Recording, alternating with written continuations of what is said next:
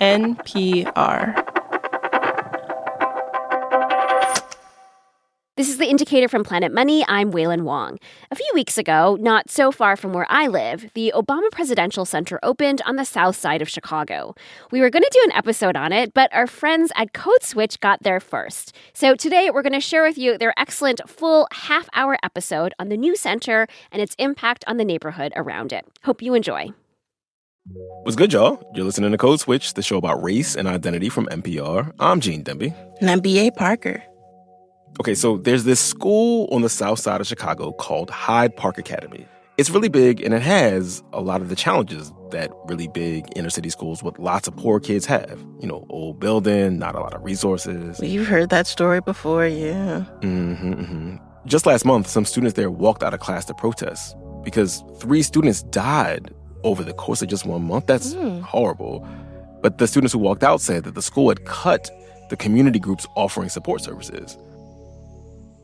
But right across the street, Stony Island Avenue, from Hyde Park Academy, is the sprawling, ambitiously designed campus of the Obama Presidential Center. Not the Presidential Library, even though that's still what some folks call it. Right. But there is actually a Chicago Public Library branch on the center campus grounds. But anyway, it has a big basketball court. There are grills for everybody to use. There's a state-of-the-art playground and a museum. Parker, there's a sledding hill. A sledding hill? Yeah, because, Chicago is famously flat. And so Michelle Obama, who grew up nearby on the south side, had them build one because she never got to sled as a kid. Oh. The Obama Center reportedly cost around $850 million to build, and the Obama Foundation touts the fact that it was almost all private money that was raised to pay for this thing. But you know how it goes. The city, of course, had to come up with some money for costs related to its construction in a public park there. So the Obama Center is set to officially open to the public on Juneteenth. But from almost the moment around 10 years ago, they announced it back in 2017, that this pretty spot sitting on Lake Michigan would be the spot for the Obama Center. There has been pushback, like a lot of it, and from a lot of different directions. Yeah, I've heard about some of that. There were people concerned that this big, shiny new campus to commemorate the Obama presidency would speed up the gentrification already happening on the south side. People having to move because the cost to rent in the neighborhood was going to go up even higher. Right. And other folks were concerned that letting the Obama Center build on this public park in the city, that would mean opening up parkland to other private builders. But also, don't the folks on the south side deserve nice things too? And that's a really big sentiment too, Parker. People have a lot of feelings about their new neighbor, like this 2019 Hyde Park graduate who requested we not use her name because she currently works for the city and is not authorized to speak to the media. And not saying the Obama Center isn't a bad thing. It is truly a really good thing if it is used right. If it is prioritized for the people who live in that community. The studio, the little park, I can see myself walking my dog in a little garden next to little Nancy and Karen. But she did share that the neighborhood around the Obama Center has become too pricey for her and her family, and she wondered how all this would affect her old school. Students like me wouldn't be able to attend there. That's the end goal. They don't want to continue to cater to Black students if that's the way they want to move. But, public space is always contested, not unlike a presidential legacy. True. And the architecture of this place. I mean, what's a diplomatic way to say it looks excessive? Right.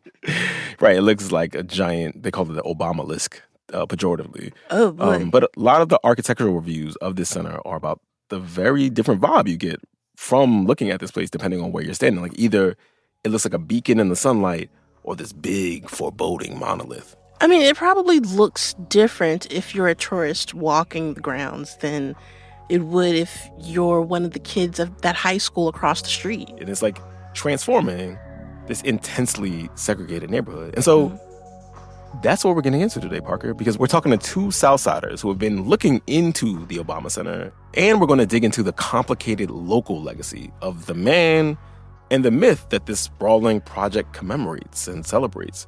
And we're going to try to think back to those heady, hopeful days not all that long ago when the South Side's dreams and the country's dreams were all wrapped up in each other.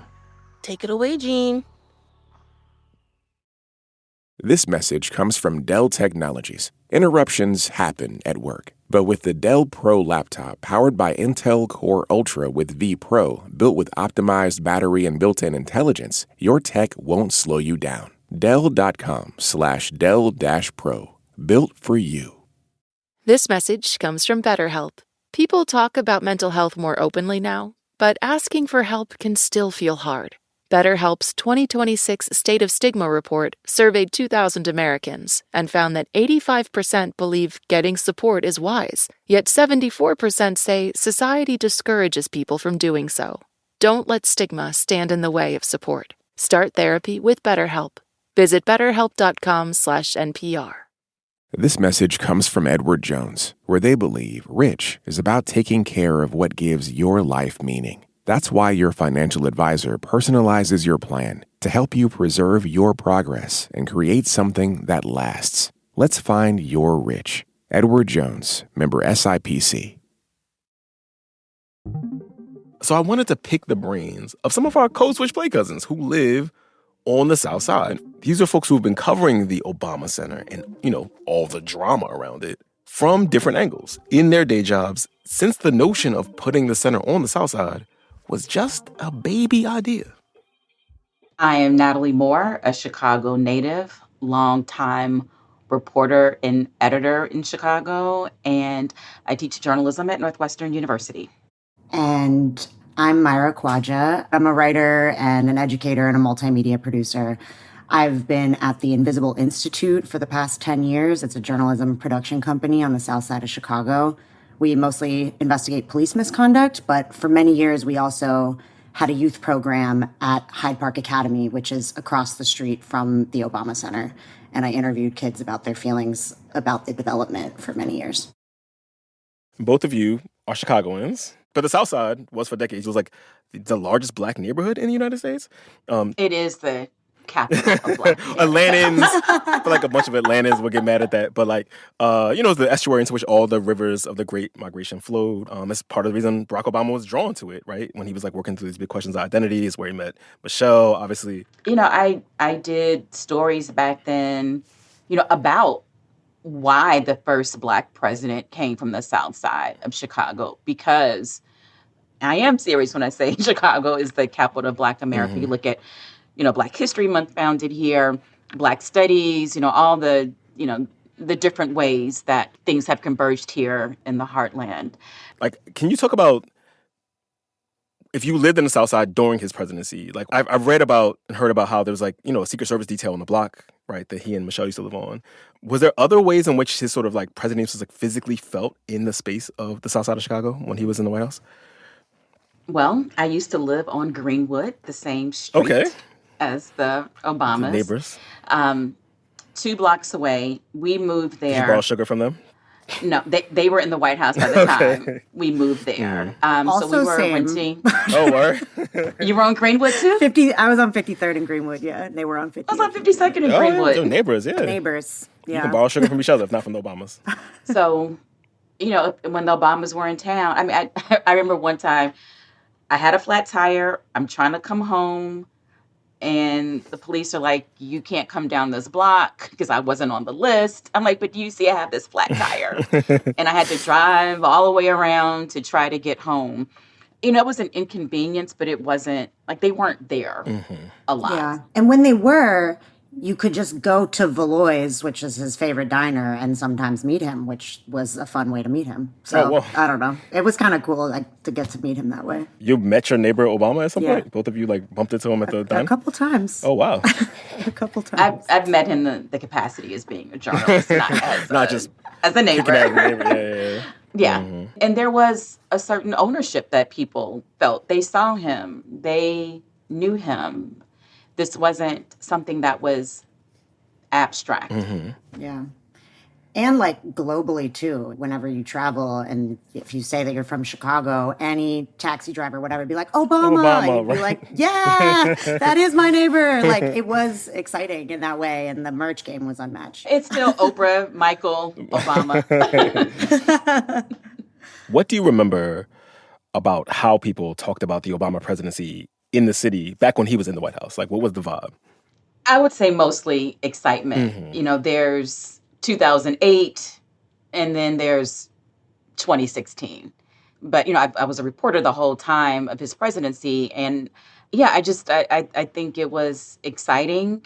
And then, you have folks, Black folks, not just Black folks who, just really don't believe in the imperialist nature of a presidency. So, I heard some of that. Sometimes things were a little unfair, Uh-huh. um, questioning his motives or, who he is. And then there are, other critiques that are rooted in policy and understanding that the empire knows no color. hmm But Myra, you were pretty young during the Obama presidency. Now you work with younger people who probably don't remember a pre-Obama America, right? So, like, No. how do the people in the neighborhood you work with talk about or think about his legacy to you? There's honestly something kind of amazing about the fact that having a Black president was not considered remarkable to them. Like when I would talk to students a lot about high school students about voting or take them to vote once they turned 18. Oh, you would take him to vote? Yeah, that was part of what I did. Mhm. And then if they didn't want to vote, I would interview them about why, just to understand their interest in civics or disinterest. And I think there was overall not an interest in voting, in part because the students I worked with, their interaction with the government in general was through the lens of just being policed every day and having police in their school, police around their school, cop cars waiting outside of Hyde Park Academy every day, expecting a fight. And so to them, it's participating in voting or anything was just the same thing as interacting with the police.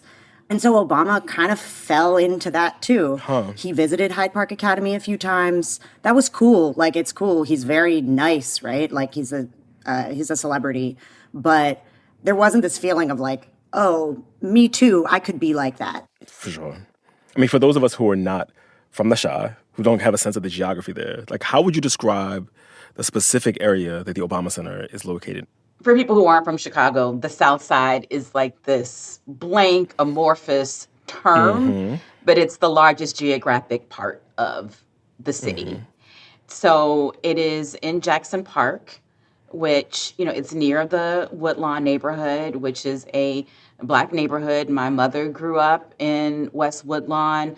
This is where Lorraine Hansberry's father bought a house. That was the inspiration for A Raisin in the Sun.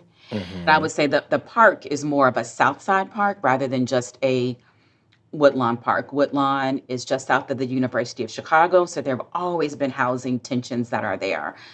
Housing tensions because the University of Chicago is a well-resourced school, and so much of the South Side of Chicago, where it is working class, middle class, Black families, and all the sort of friction and drag that comes on Correct. housing for Black folks. Yeah. One thing I'd love to mention about the geography of where the Obama Center sits is that it kind of straddles this extremely wealthy part of Hyde Park. And then you cross this park, and then you're at Hyde Park Academy, which, like Natalie said, is actually in Woodlawn.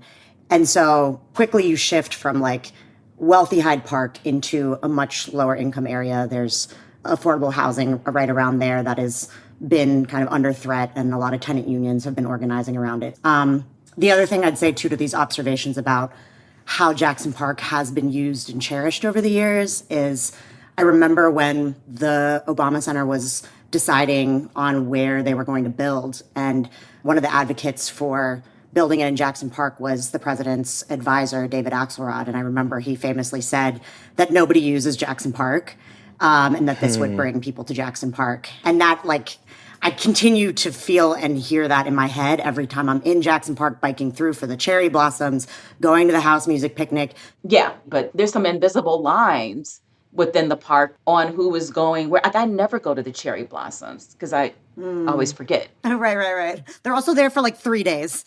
Yeah, I'm not opposed to them. So I always miss the window.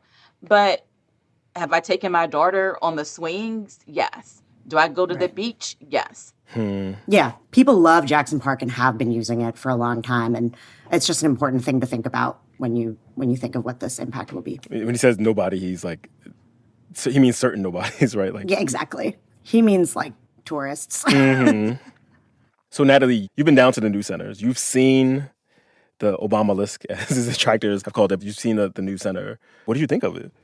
So I've been covering this story since before the site was even So you have like a picked. longitudinal view on like this. So Yeah. yes, I would say the campus itself is beautiful.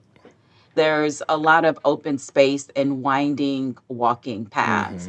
There's a beautiful public library branch. There's gardens, there's a lagoon, and then there's Lake Michigan on the other side. So you can walk from one space to the other. Some of the architecture critics here were skeptical of the building because nothing is that tall. But now that it's done, there's a sense of, okay, I see how all of this works. I guess I'll finally say having a building like this so big in a community or swath of a community that's not used to it, is it's jarring. But people also point out, like, there's this wonderful Picasso statue in Daley Plaza that was, when it was built decades ago, people hated it. They're like, this is ugly. Why is this here? We need to replace it. And now it is beloved. So I do think over time we might see some different opinions on how this space looks. But I would say from a campus perspective, it's beautiful. The playground looks really cool. Oh yeah, And the like playground. my biggest fear about the architecture, or like frustration rather, is the playground that the Hyde Park Academy students would play on was across the street, and they built home court over that. And I know that campus will be heavily policed, and I'm like, well, where are they going to play? And so my hope is that the new playground, which does look dope, like that's a space that the kids can come to. Have you been, Myra? Have you been down to the Obama Center? I have not been inside of it, no. I've like looked around the campus, but I have not been inside. Gotcha. The thing you said, Natalie, is interesting. Is like the way that sort of, when things are sort of habituated into the landscape in these ways. Like, I remember thinking about the Vietnam War Memorial. It was like hated when it was the first like introduced on the Washington Mall, right? And that was like this sort of like almost like the paragon of how you should do something that's like that somber. And so many of the reviews I've been reading about the Obama Center have been kind of almost necessarily in conversation with the Trump moment. And it's like, oh, I wonder how people will think about the way this place looks when we are further removed from this particular moment. Do y'all have any sense of like how the area around the Obama Center will be policed? So it is supposed to be public. But What I am interested in seeing is, what does that public look like?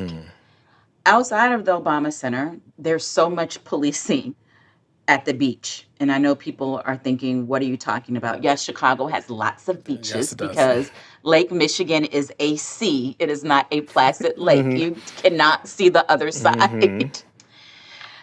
So, there's already a heavy police presence in public parks. So, yes, I will be curious to see what this is like. Yeah, I think this summer in particular, I'm interested and anxious to see what the policing will be like, because in the neighborhood of Hyde Park and the beaches that Natalie's describing, the police presence has dramatically intensified as the weather has gotten warmer. There is a lot of fear around groups of Black teenagers just gathering, and it is pretty stark, the difference in how people are policed in that area. So I'm excited to hear that, we're all supposed to be able to use the park grounds, and I think that it'll be really beautiful. And the summer, I think, will be a contentious time, tends to be a contentious time. When we come back, I do think that even people that love Obama and that love the center have not been able to argue with the facts of like the affordability crisis and the displacement. stay with us, y'all. This message comes from Dell Technologies. Interruptions happen at work. But with the Dell Pro laptop powered by Intel Core Ultra with V Pro, built with optimized battery and built-in intelligence, your tech won't slow you down. Dell.com/Dell-Pro. Built for you. This message comes from Edward Jones, where they believe rich means opening yourself to new possibilities. That's why your dedicated financial advisor meets you where you are, helping you move forward with confidence. Let's find your rich. Edward Jones, member SIPC. Gene for this part. Code switch. And we're talking about the impact of the opening of the Obama Presidential Center on the south side of Chicago. So I'm talking to some locals, Myra Kwaja, a writer and organizer who's worked with students at the school kind of next door to the center, and the journalist, Natalie Moore. Natalie, you have been following this, obviously, from the moment this center was announced, right? You've been following the story for a while. And, from the beginning, there's been all these concerns around, what putting the Obama Center in this location would do to the rest of the neighborhood. There's been really intense pushback from people in the neighborhood, from organizers trying to stop it from being built. Could you talk about the universe of concerns that they had in the early stages when this was in the sort of gestational stages of the center being built? One of the stories that I did early on was there was a lot of concern that this was going to be a land grab for the University of Chicago. Yeah, that was one of the things I heard too, yeah. Mm-hmm. Yeah. And so a project that I did with another reporter was we created a boundary and said, let's see who the biggest landholder is in East Woodlawn. And it was not the University of Chicago. It was actually the city of Chicago. Mm-hmm. Because these were vacant lots, like houses that were torn down, property that the city inherited.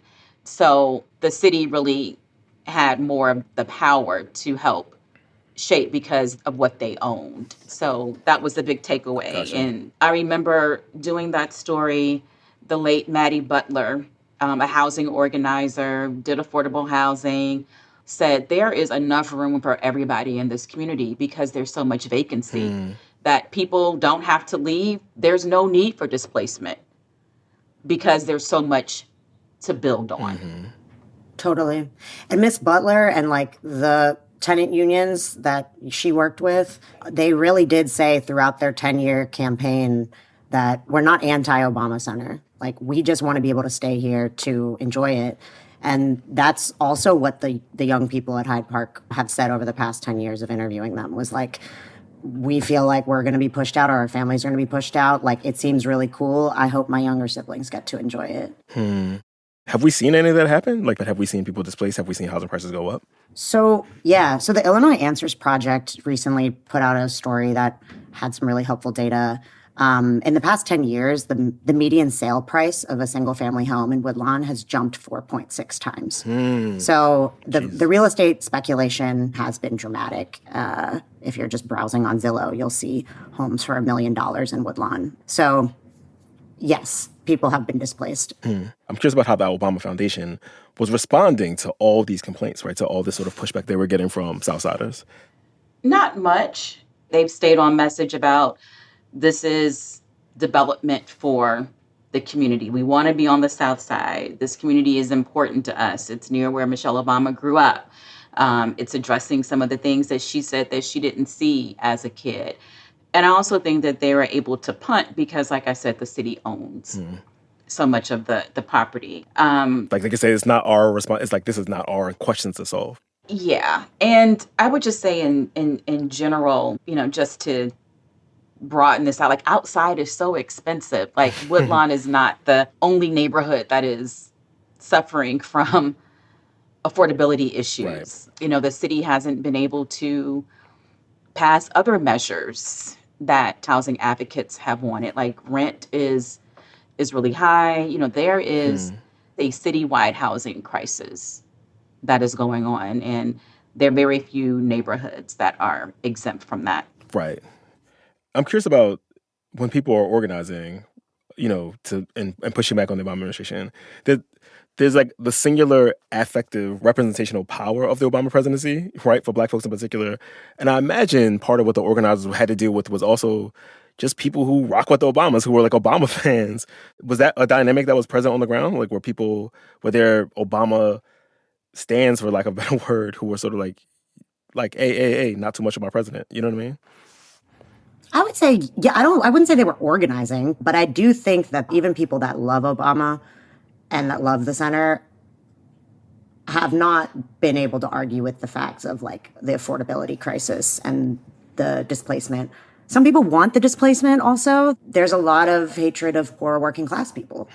I think there are like not just developers, but I do think there are people who are like, yeah, I don't want that housing to be so close to the Obama Center. I think that's been a hard legacy in some ways of Chicago's public housing crisis since demolishing high-rise public housing. I think there's just a lot of feeling of like, I don't want people who are in public housing to be in my neighborhood. Like, why are they here now?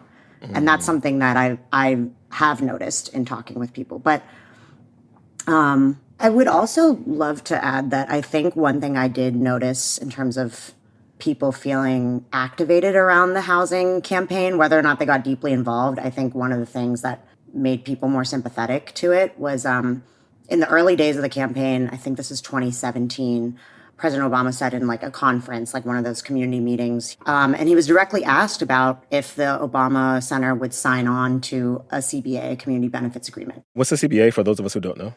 Yeah, a community benefits agreement is basically like a package piece of legislation that provides protections that are negotiated around like housing or jobs, some set of agreements with the community. And so sometimes a CBA can be about environmental concerns. That's a conversation right now in another part of the city. But the Obama CBA was specifically around housing protections. Michelle and I, as residents of the community, as people who have worked and lived there for a very long time, feel very confident in our ability to make sure that we have a very inclusive process where everybody has their say. And he basically was like, you guys, broadly speaking, he was like, there's no community organization that speaks for all the community. We know what's best. You should trust us. And he just shut it down. That's very fascinating considering he is a community organizer famously, right? Yeah. Like he would have been one of the people maybe on the other side of this in a different lifetime. I've been there. I used to be the organizer insisting on accountability. But I remember for me, it was jarring. It was really jarring to hear him just flat out refuse to engage with organizers. And I think a lot of people like me were also kind of taken aback by it.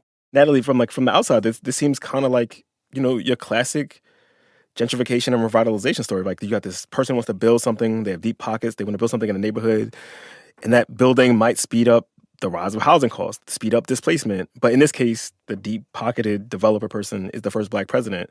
Is that too simple a framing here? I would say yes. Okay. This may be going on a tangent, so just bear with me here. Black Southside neighborhoods in particular have been stripped away and also starved from investment. So when things do come to a neighborhood, there are concerns about who is this for. When I have heard organizers say this is a wholesale attempt by the Obamas to just push us out, they don't want us here, I don't agree with that sentiment. I think that's going too far. My take has been that there's a lot of overstating on all sides. There are not white yuppies who are dying to move to Woodlawn to live by the Obama Center. I also don't think that the Obama Center is going to spur this renaissance of Black-owned businesses on 63rd Street either. And, Jean, you and I have talked about this. Gentrification is a fraught word because it often does not happen in Black neighborhoods. Right. Totally. So what does that look like here to have a beautiful development, but making sure everybody gets to use it? I think that there are some bolder things the foundation could have done, given Barack Obama's legacy as a community organizer. Michelle Obama grew up in South Shore. They got married at the South Shore Cultural Center. they lived near the community. So I think their intent is not, we're building this so we can push Black people out. That said, if you do feel left behind in this country or this city and neighborhood, I understand that more protections are needed. I also want to highlight the pushback from a white-led group called Protect Our Parks. Okay. Their issue was, we don't think this should be built on parkland. That was just their fundamental feeling. Right, I was reading about this. And this group kept suing, and the courts kept throwing it out. And, there was a final ruling in 2018 that said this isn't going to happen. So when I see a white-led group called Protect Our Parks that doesn't advocate for equity otherwise, that is a very intentional, curious choice to me. Gotcha. I appreciate you bringing that distinction up because I think that was part of the reason that the housing campaign had to be so strong in its messaging about saying, yes, Obama Center, no displacement. Because in media, specifically national media, it's hard to make that distinction of like not all of these people organizing around issues related to the center are on the same page. And I know that they've had to turn down, interviews from outlets that are kind of secretly right-wing because they're like, wait, what's the angle on why they're trying to be critical of the center? It makes it really hard to talk about this, which is why I think even Natalie and I are being like so careful with our words too, because I just never want it to be like disrespectful because I know also how much this does mean to so many people. It means so, I like really can't understate like how excited so many people really deeply are. And how many Black family reunions are going to be coming here every summer. 1,000%. Like, it's going to be a site of pilgrimage for a lot of people who, like, if my mom and I find myself in Chicago, she's going to be on our list. As it should be. And then also the people that live around there, I'm sure I'll take the kids I babysit to go play on that playground. That's going to be the nicest playground in the area. Absolutely. So, I'm always like, I don't want what I'm saying, this ideally nuanced critique, to become fodder for a white supremacist who just hates Obama. Well, I mean, to that point, and this Obama Center is coming into being on Juneteenth at a time when, again, the vibes are trash. They're absolute trash. Democratic voters are pissed at Trump. They're just as angry at Democrats in Washington.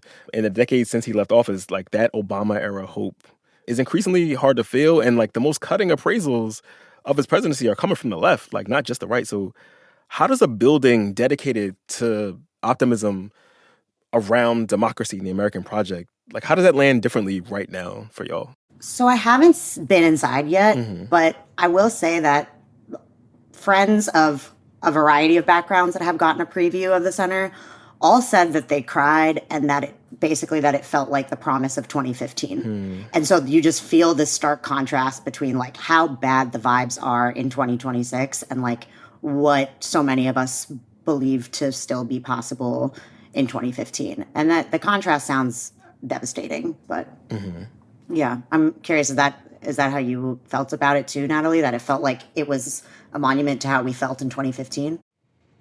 Yeah, so the piece that I wrote after the press day was a take about what does it mean to have a museum talking about democracy when democracy is falling apart.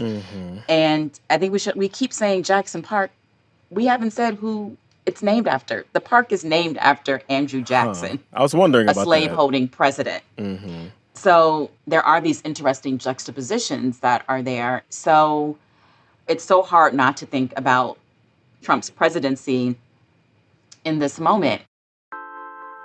The museum opens not with the Obamas, but with other struggles like suffragists, labor movement, Black Panthers. So they are talking about movements that have worked and have also floundered before you even get into the Obama story. So I think that the museum is really designed for people, yes, to have some nostalgia and think about that moment of hope, but to leave there and feel like they can do something, no matter how small it is, especially given the moment. Now, they don't ever say the word Trump. And when you ask, don't even ask them that. Just talk about democracy. But that is their way. And they have to know that people are thinking about this.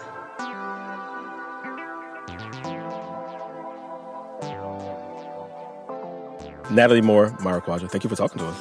Appreciate you. Thanks for having us. So good to see you guys, see both of you. By the way, we reached out to the Obama Foundation for comment, but we did not hear back from them in time for this episode. And y'all, that is our show. And just a reminder that you can follow Code Switch wherever you listen to podcasts, so you never miss an episode. This episode was produced by Jess Kung. It was edited by Courtney Stein. It was engineered by Kwesi Lee. And thank you to Myra Quadra and the Invisible Institute for sharing some of the interviews they did with students from Hyde Park Academy. And we would be remiss if we did not shout out the rest of the Code Switch Massive. That's Christina Kala and Xavier Lopez and Dalia Mortada and Leah Danella and Martin Girdwood and Maya Dangerfield and Yolanda Sanguini. As for me, I'm Gene Demby. And I'm B.A. Parker. Be easy, y'all.